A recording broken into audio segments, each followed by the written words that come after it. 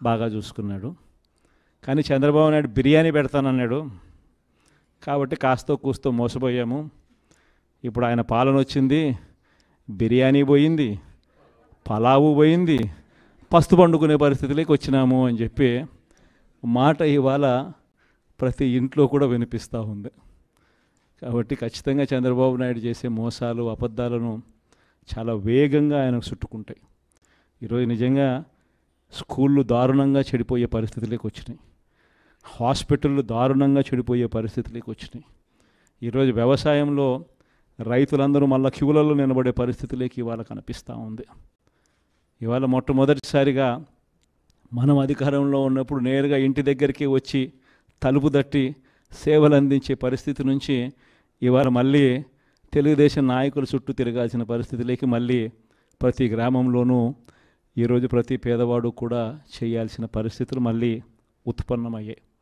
Governance దెబ్బతినింది, law and order దెబ్బతినింది, స్కూళ్ళు దెబ్బతిన్నాయి, హాస్పిటళ్ళు దెబ్బతిన్నాయి, వ్యవసాయం దెబ్బతినింది. పేదలకు ఏదైతే తాను చేస్తాను అని చెప్పి ఏదైతే చెప్పినాడో ఆ చెప్పిన ప్రతి మాట కూడా అబద్ధం కింద ఈరోజు రుజువు అవుతూ ఉంది. ఈ పాటికే మీ జగనే ముఖ్యమంత్రి స్థానంలో ఉండింటే ఈ పాటికి రైతు భరోసా వచ్చేసి ఉండేది.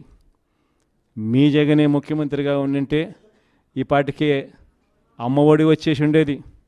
మీ జగనే ముఖ్యమంత్రిగా ఉండింటే ఈ పాటికి అక్క చెల్లెమ్మలకి అందరికీ 0 వడ్డీ కింద డబ్బులు కూడా వచ్చుండేటివి. మీ జగనే ముఖ్యమంత్రిగా ఉండింటే ఈ పాటికే చదువుకుంటా ఉన్న పిల్లలకు విద్యా దీవెన, వసతి దీవెన కూడా ఈ పాటికే వచ్చుండేటివి.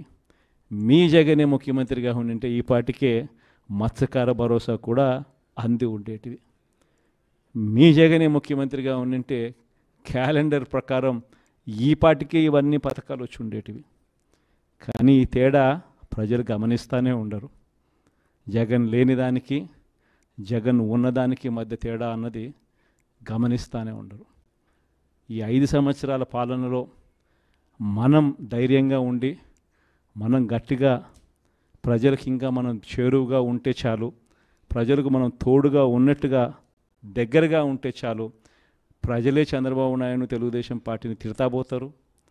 ప్రజలే చంద్రబాబు నాయుడును తెలుగుదేశం పార్టీని నామరూపాలు లేకుండా చేసే కార్యక్రమం కూడా ఖచ్చితంగా జరుగుతుంది. మనల్ని మళ్ళీ ప్రజలే దండలు వేస్తూ మళ్ళీ మనల్ని పిలుచుకునే కార్యక్రమం కూడా ప్రజలే చేస్తారు. కాబట్టి ఖచ్చితంగా మీరు ఈ విషయాలన్నీ గుర్తుపెట్టుకోండి.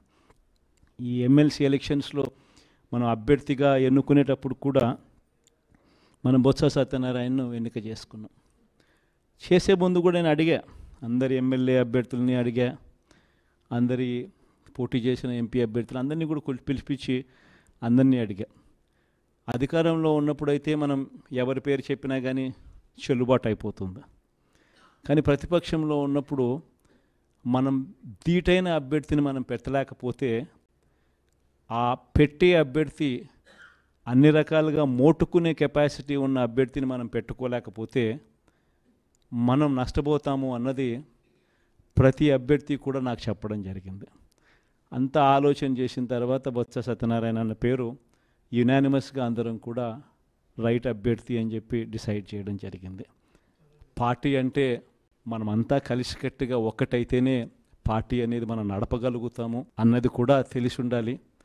మనమంతా ఐక్యంగా కష్టపడే కార్యక్రమానికి మనమంతా అడుగులు ముందుకు వేయడానికి సిద్ధపడాలి అని మిమ్మల్ని అందరినీ కూడా కోరుతూ బొత్స సత్యనారాయణను మంచి మెజారిటీతో గొప్పగా మన పార్టీ ప్రతిష్టను పెంపొందించే విధంగా అందరం కూడా తోడుగా ఉండి సహాయ సహకారాలు అందించాలని మిమ్మల్ని అందరినీ కూడా కోరుతా ఉన్నాను. నర్సీపట్నం నియోజకవర్గానికి సంబంధించి ఈరోజు ఇక్కడికి వచ్చిన మన ఎంపీటీసీలు, మన జెడ్పీటీసీలు మీ అందరినీ కూడా ఇక్కడికి ఆహ్వానించడానికి కారణం బహుశా మీ అందరికీ కూడా తెలిసే ఉంటుంది.